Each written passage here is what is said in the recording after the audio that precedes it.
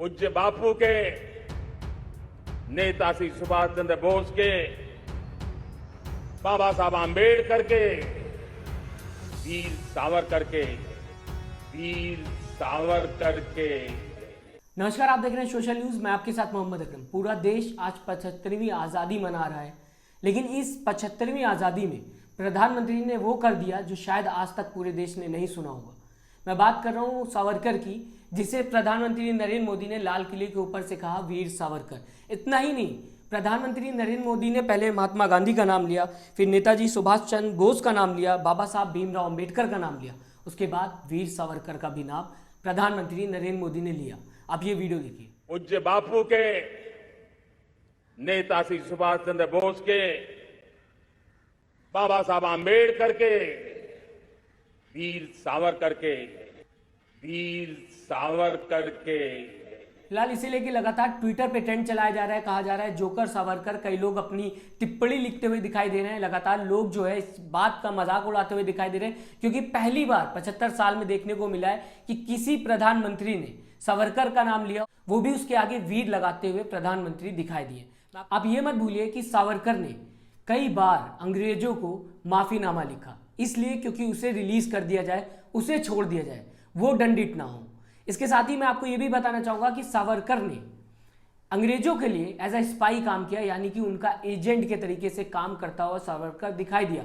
इसके साथ ही यह भी कहा जाता है कि टू नेशन थ्योरी जो थी उसमें भी सावरकर का कहीं ना कहीं हाथ था, और गांधी जी की जब हत्या हुई थी उसमें भी कहा जाता है कि इस कॉन्स्पिरेसी में सावरकर का हाथ था। तो प्रधानमंत्री नरेंद्र मोदी जब लाल किले से, बल्कि ऐतिहासिक बोला जाएगा इसको, क्योंकि आज तक ऐसा देखने को नहीं मिला कि कोई प्रधानमंत्री वीर सावरकर का नाम ले रहा हो, यानी कि वीर सावरकर कह रहा हो। सावरकर का नाम जब भी आया तो कहीं ना कहीं किसी ना किसी कॉन्स्पिरेसी में आया। और यह भी कहा जा सकता है जब वहां पे लेजेंड्स की बात हो रही है जिन्होंने देश को आजाद कराया, तो वीर सावरकर का नाम वहां पे कैसे आ सकता है? वहां पे कैसे महात्मा गांधी के साथ, अंबेडकर जी के साथ, नेताजी के साथ, सबके साथ सावरकर का नाम कैसे जोड़ा जा सकता है? क्या सावरकर ने सच में एक भी ऐसा काम किया जिसकी वजह से देश आजाद हुआ हो? बल्कि ब्रिटिशर्स की गुलामी करने में सबसे आगे कोई शख्स था तो वो सावरकर था।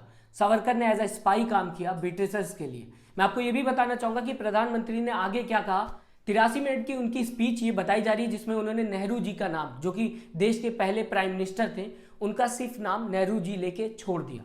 सोचिए आप, जो देश का पहला प्राइम मिनिस्टर था, आज 75 साल बाद उसको ठीक से याद भी नहीं किया जा रहा, उसका नाम भी ठीक से नहीं लिया जा रहा है। ये है नया भारत।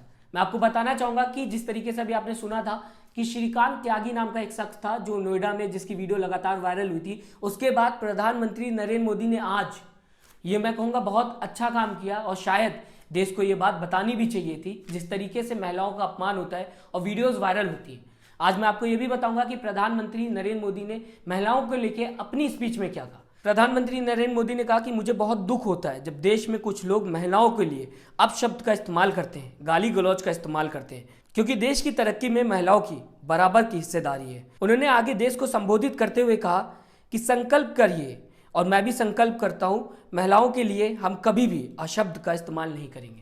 बहुत अच्छी स्पीच थी, मुझे बहुत अच्छी लगी जिस तरीके से वीडियोस वायरल हो रही थी अभी कुछ दिन पहले, और उसके बाद प्रधानमंत्री नरेंद्र मोदी पूरे देश को संबोधित करते हुए ये कहते हैं कि नहीं, महिलाओं को अशब्द का इस्तेमाल जब लोग करते हैं तो उन्हें दुख होता है, जब गाली गलौज के जैसा शब्द का इस्तेमाल किया जाता है महिलाओं के लिए तो उन्हें दुख होता है। कुछ साल पहले की बात करूंगा, 2012 में प्रधानमंत्री नरेंद्र मोदी ने सोनिया गांधी के ऊपर किस तरीके से टिप्पणी की थी।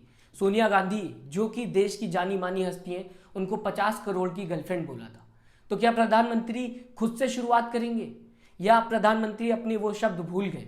आप ये वीडियो भाइयों बहनों बता दीजिए, इस देश में कभी किसी ने 50 करोड़ की गर्लफ्रेंड देखी है? 50 करोड़ की गर्लफ्रेंड। 75वें साल की तरफ अपना देश बढ़ रहा है। 75 साल का देश हो चुका है, आजादी को हमारे 75 साल हो चुके हैं। हमें हमेशा अब पॉजिटिविटी की तरफ ध्यान देना चाहिए। वही प्रधानमंत्री नरेंद्र मोदी ने भी किया। जो भी उन्होंने पहले कहा उसे हमें भूल के ये याद रखना चाहिए कि प्रधानमंत्री कह रहे हैं कि हमें महिलाओं के लिए अपशब्द का इस्तेमाल नहीं करना चाहिए। फिलहाल आप लोग भी ये चीज़ ध्यान रखिएगा, जिस तरीके से लगातार कई ऐसी वीडियोस वायरल होती हैं जहां महिलाओं के साथ मारपीट होती है, उनको गाली गलौज किया जाता है, वो वीडियो जो है समाज में ही वायरल होती, उस पर भी ध्यान दीजिए। कहीं ना कहीं पुलिस को भी जल्द से जल्द कार्रवाई करनी चाहिए। फिलहाल मैं आपको बताऊंगा कि ट्विटर पे लगातार किस तरीके से जोकर सावरकर को लेकर ट्रेंड चलाया जा रहा है। सबसे पहले मैं आपको बताऊंगा कि ईचू के लिखते हैं कि नेवर फॉरगेट इंडिया। उसके बाद वो अपने ट्वीट में सावरकर का वो लेटर दिखाते हुए लोगों को दिखाई दे रहे हैं, जहां पे सावरकर ने माफीनामा लिखा था और नीचे उसके सावरकर की जो आप सिग्नेचर है वो देख सकते हैं।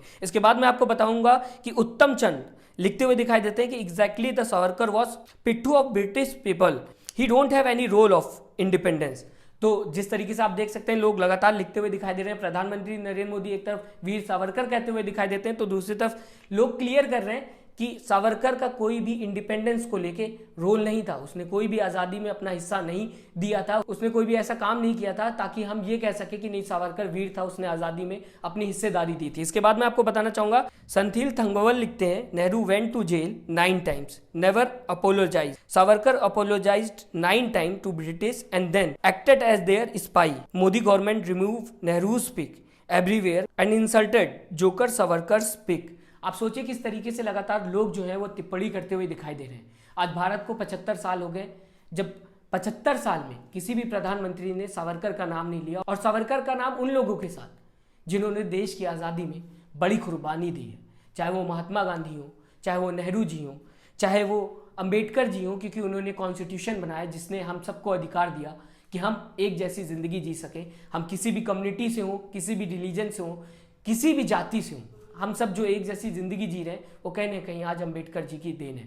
फिलहाल आप हमें कमेंट करके जरूर बताइएगा आप किस तरीके से देखते हैं इस खबर को, और प्रधानमंत्री की इस भाषण को आप किस तरीके से देखते हैं। अपना कमेंट मुझे जरूर दीजिएगा, मैं आपके कमेंट का इंतजार करूंगा। और अभी तक अगर आपने हमारे चैनल को सब्सक्राइब नहीं किया तो जरूर सब्सक्राइब करिएगा लेटेस्ट न्यूज के लिए। अपना ख्याल रखिएगा, नमस्कार। चैनल को लाइक, शेयर एंड सब्सक्राइब करें और बेल आइकन दबाना ना भूलें।